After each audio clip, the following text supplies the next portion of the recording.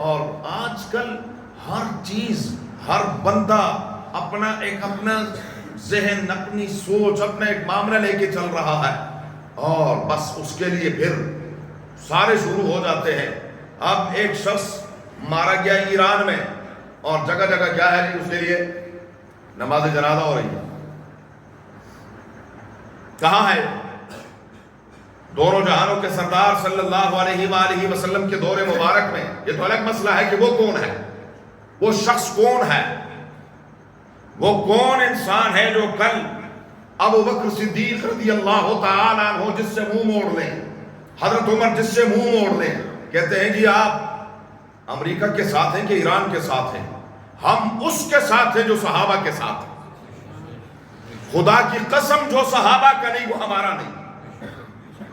جن صحابہ کی وکالت رب العالمین کرتے ہیں، قرآن بھرا ہوا ہے، اور جو ان صحابہ کی شان میں گستاخی کریں، یہ روس اور امریکہ کی جنگ ہو تو ہم کیا کہیں گے؟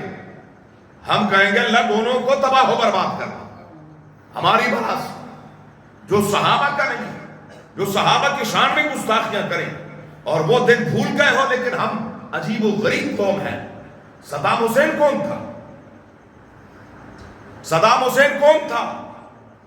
مسلمان نہیں تھا، سنی مسلمان تھا، پکا مسلمان تھا۔ جب اس کو کس نے مارا تھا؟ کس نے شہید کیا تھا؟ امریکہ نے۔ تب تو مٹھائیاں بٹ رہی تھی ہمارے پاکستان کے اندر، یہی قوم بانٹ رہی تھی، ایران میں مٹھائیاں بٹ رہی تھی، اور آج کہہ رہے ہیں کہ جی نہیں غائبانہ جنازہ ہونا چاہیے۔ یہ صرف اور صرف دکانداری ہے، یہ سیاسی دکانداری چمکانے کے لیے یہ سب کچھ ہوتا ہے، شریعت اور دین کے ساتھ اس کا کسی قسم کا کوئی تعلق نہیں ہے۔ رسول اللہ مبارک کے دور میں مختلف محاذوں پر کتنے صحابہ شہید ہوئے ہیں۔ کہیں رسول اللہ مبارک نے کسی صحابی کا جنازہ کیا؟ کوئی مائی کا لال سوائے ایک نجاشی کے۔ ذخیرہ احادیث میں صرف ایک نجاشی ہے، ایک نجاشی۔ نجاشی اکیلا مسلمان تھا، وہاں پر کوئی دوسرا مسلمان نہیں تھا۔ اس لیے رسول اللہ مبارک کو اللہ تعالیٰ نے وحی کے ذریعے سے بتایا کہ نجاشی پر کسی نے جنازہ پڑھا نہیں ہے، آپ جنازہ پڑھ دیں۔ ہم نے اس کو کیا ہے بوٹوں سمیت، اور یہ کوئی مال روڈ پہ کھڑا ہو رہا ہے، کوئی کہاں کھڑا ہو رہا ہے، کوئی کہاں کھڑا ہو رہا ہے، اور میں یقین سے کہتا ہوں کہ 80% ان میں ایسے ہوں گے جن کا وضو بھی نہیں ہوگا، بس صرف کھڑا ہونا ہے اور چل میرے بھائی۔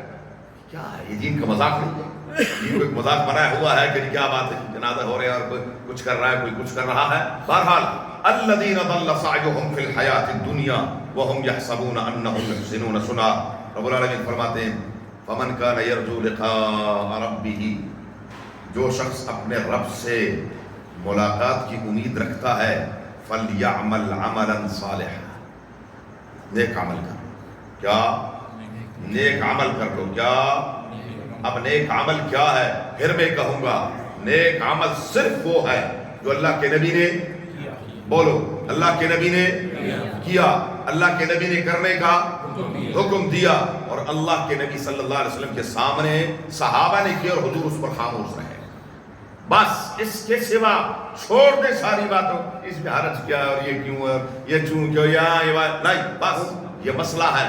ایک کافر جب تک زندہ ہے اس کے لیے ہدایت کی دعا کرنی ہے، جب مر جائے اس کے لیے بخشش کی دعا حرام ہے۔ کچھ سمجھ آ رہی ہے؟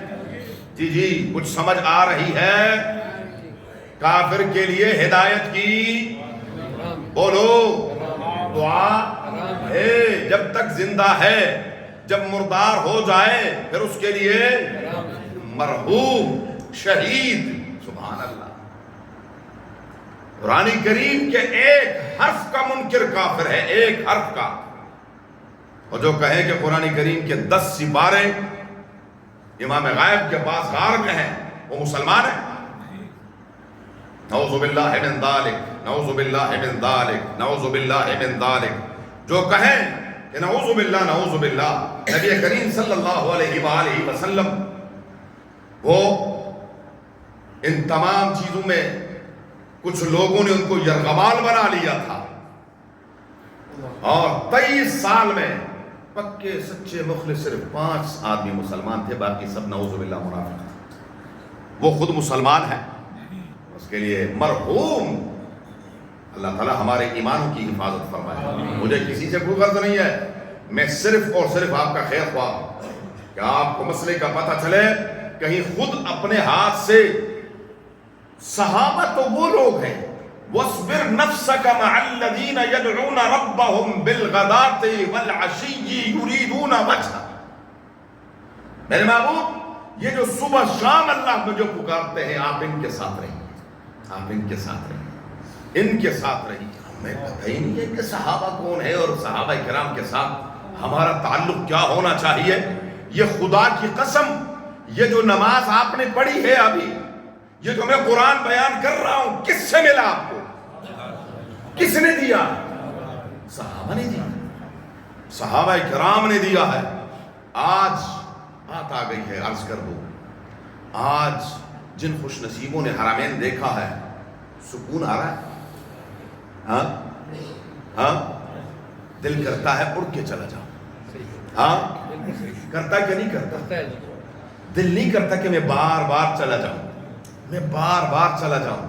او اللہ کے بندو، جن کی جم پل مکہ اور مدینے کی تھی، انہوں نے اس مدینے کو، اس مکے کو قربان کس کے لیے کیا؟ ہاں، اس دین اسلام کے لیے، ہم تک پہنچانے کے لیے۔ اور آج ان کے دشمنوں سے ہماری کیا ہے؟ یاریاں ہیں، ان سے دوستیاں، ان کے ساتھ تعلقات بڑھا رہے ہیں۔ اللہ تعالیٰ ہمیں صحابہ سے تعلق جوڑنا نصیب فرمائے، آمین کہیں۔ اللہ ہمیں ان کی غلامی نصیب فرمائے۔ اللہ تعالیٰ قیامت کے دن ہمیں ابو بکر اور عمر عثمان و علی کے قدموں میں اٹھنا نصیب فرمائے، ان کے ساتھ ہمارا حشر نصیب فرمائے۔ جی جی، اور جو ان کے ساتھ حشر چاہتے ہیں تو پھر وہ اپنا حشر دیکھ لیں۔